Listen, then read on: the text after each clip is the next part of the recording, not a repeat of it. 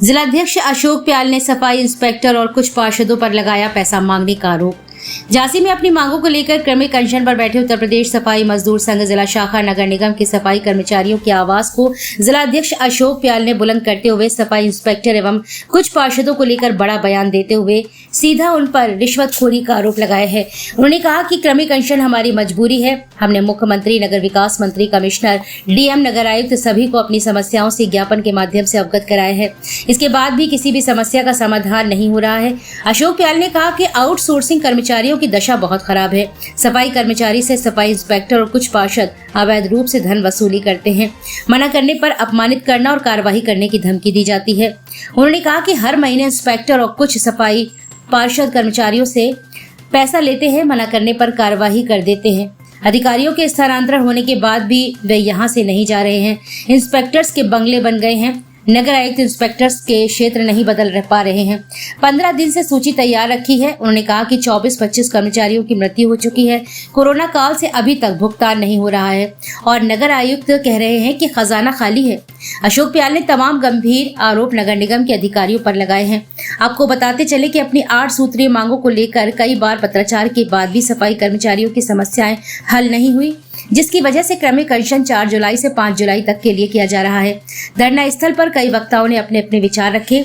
धरना स्थल पर कांग्रेस जिला अध्यक्ष देशराज रिछारिया, वैभव भट्टा, नेता सदन दिनेश प्रताप सिंह बुंदेला, पार्षद संजीव गुप्ता ने पहुंचकर क्रमिक अनशन को अपना समर्थन दिया।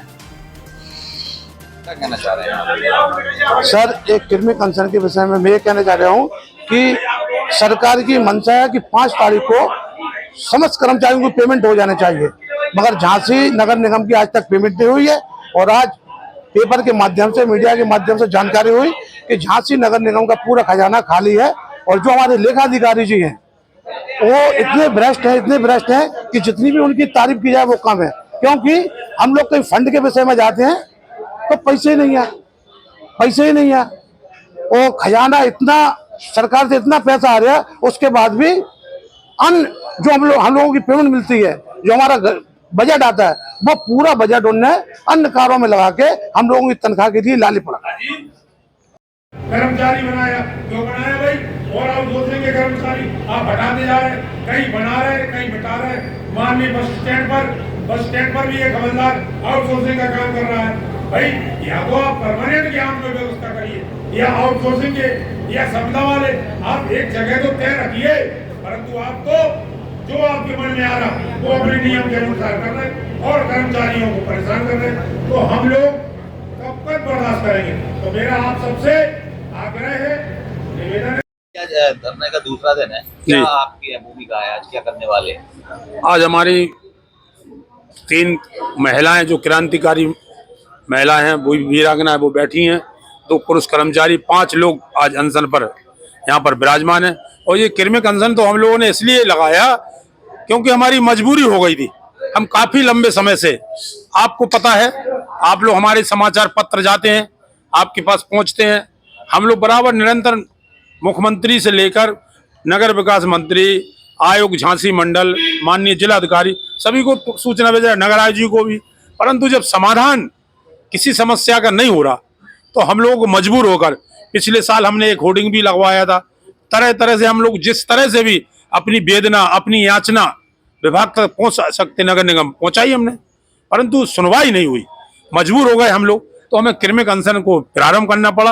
और ये क्रमिक अनशन जब तक जारी रहेगा, जब तक हम लोगों की सुनवाई नहीं होगी, 4 दिन अगर ये क्रमिक अनशन पर वो नहीं हुआ तो मैं स्वयं भूख हड़ताल पर यहाँ पर बैठूंगा सभी कर्मचारियों के हित खातिर की, क्योंकि कर्मचारी बहुत परेशान है।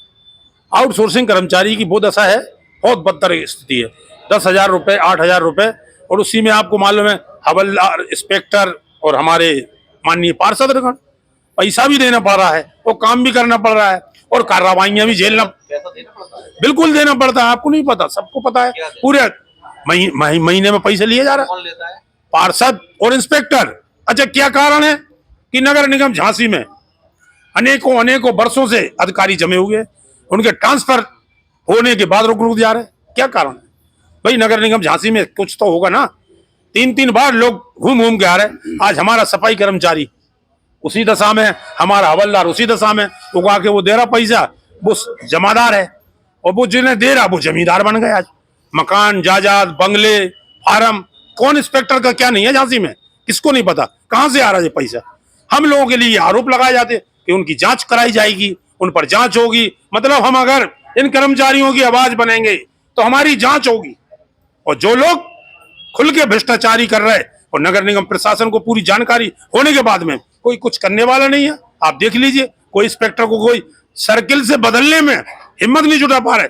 नगर आयुक्त जी के पास 1 हफ्ता 15 दिन से सूची रखी है कि इंस्पेक्टरों के क्षेत्र बदलना है, पर वो तय नहीं कर पा रहे।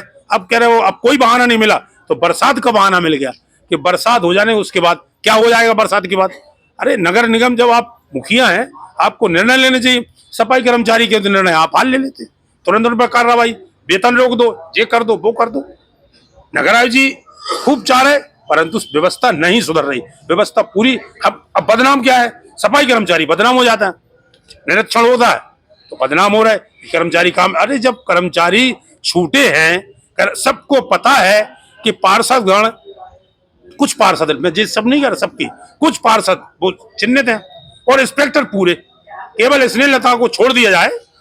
वो इंस्पेक्टर एक महिला ऐसी है कि वो रुपया सफाई कर्मचारी से कभी नहीं लिया, ये सच्चाई। और सारे के सारे इंस्पेक्टर तनख्वाह बटी और पैसे चाहिए, तो हवलदार कोई जेब से तो देगा नहीं, वो तो वेतन से ही देगा, उनसे ही देगा ना लेके, तो कर्मचारी फिर काम क्यों करेगा। तो नगर निगम को जो व्यवस्था पे रोक लगाना चाहिए ना। और ये व्यवस्था लंबे समय से कह रहे, लंबे समय से चल रही है, उसमें हम लोग भी परेशान है कि हमारा जो काम करने वाला कर्मचारी है और कामचोर, क्योंकि कामचोर की व्यवस्था वो काम करने वाला संभाल रहे हैं और संभालने पड़ रही है, मजबूरी है, क्योंकि वो सब मिली भगत है। कामचोर, और वो कर्मचारी जो काम नहीं कर रहे, वो कोई है ही नहीं है झांसी में, कोई बाहर है, वो कहीं कहीं हाजिरी भरना पड़ रही, क्योंकि दबाव पार्षद का है। पार्षद का फोन आ जाएगा, अरे यार उसकी हाजिरी क्यों नहीं भर रहे। हम अभी नगर आयुक्त भाई, उन हवलदारों की शिकायत नगर आयुक्त जी ने आ जाती है। जो हवलदार पार्षद के माफक नहीं चलेगा, तुरंत शिकायत आ जाएगी, पेपरबाजी हो जाएगी। ये है समस्या। 24-25 संविदा कर्मचारी एक्सपायर हो चुके हैं। कोरोना काल से लेकर अब तक उनके भुगतान नहीं हो पा रहे। 3 करोड़ रुपए नगर निगम का खजाना खाली है। हमारा जो कटा हुआ पैसा, हमारे कर्मचारी की मेहनत का कमाई का पैसा, वो कहां चला गया। उस पैसे को अभी तक नहीं मिल पाया। 3, 4, 5 साल हमारे यहाँ दादा बैठे हैं जो बुजुर्ग हैं, इनकी बेटी कोरोना काल में एक्सपायर हुई, जिन 1 रुपया नहीं मिला इनको, बताइए। और दुर्घटना हो जाए, ये हरिविजन है, ये अभी ड्यूटी के दौरान एक्सीडेंट हुआ, एक महिला एक्सपायर हुई सिविल लाइन में, अभी एक्सीडेंट में क्या मिला उसे।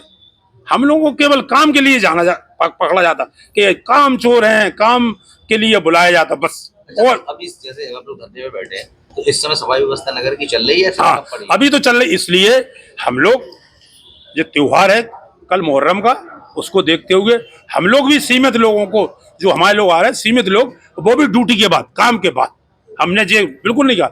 और जब काम बंद होगा तो खुला होगा, फिर चैलेंज से होगा, कोई रोक नहीं पाएगा उसको, फिर काम बंद कराया जाए। तो कब तक चलेगा ये 5 दिन रहेगा। कृमिक अनशन का जो एक नियम है, 5 दिन हम लोग चलाएंगे। 6वें दिन हम भूख हड़ताल पर बैठेंगे और उसके बाद काम बंद की हम लोग की योजना है। परंतु नगर निगम प्रशासन, देखिए आप कल से लेकर आप तक, जो और सुन लीजिए, कल से लेकर आज तक किसी अधिकारी ने इस तरफ देखने की कोशिश नहीं की। इतनी घृणा है वाल्मीकि समाज से, क्योंकि साले दबे कुचले लोग हैं, दबाते जाओ इनको, कुचलते जाओ। और अगर हम आवाज उठाएंगे तो हम पे कार्रवाई, तो कितनी कार्रवाई होगी। हमारे पास पत्राचार हो रहे हैं, आप सबको पता है, पर हम उनसे डरने वाले नहीं है। हम गलत हैं, है ही नहीं, वो गलत हैं तो हम पे कार्रवाई करो। हम तो कह रहे ना, हमारी जांच कराओ, जो करना है, नहीं तो इनकी कराओ विभाग में। देखिए हवलदारों को 1 बांट दिया जा रहा है, उसमें हवलदार पे आरोप है। इंस्पेक्टरों के लिए नियम है कि 6 बांट दिए जाएंगे, उन्हें 12 दिए जा रहे हैं, 8 दिए जा रहे हैं, ठीक है। इसी तरह बाबू विभाग में जो हम लोगों के सफाई कर्मचारियों के बाद में मृतक कोटे में आए, आउटसोर्सिंग में आए, आप उनको देखो 8-8, 10 बांट, वो किस मानक से काम है। केवल सफाई कर्मचारी हवलदार पर यह नियम है कि उसे 1 बांट दिया जाएगा, 1 बांट में ही उस पर आरोप लगा जाएंगे, क्योंकि वो वाल्मीकि है। और जो ऑफिस में लगे लोग हैं, बाबू लोग हैं, जो 20-22 लाख की गाड़ियों में आ रहा है, वो क्या है, उनकी जांच कब होगी, उन्होंने कहां से ये सब हो रहा। तो उन्हें 8-8, 10 बांट, यहाँ का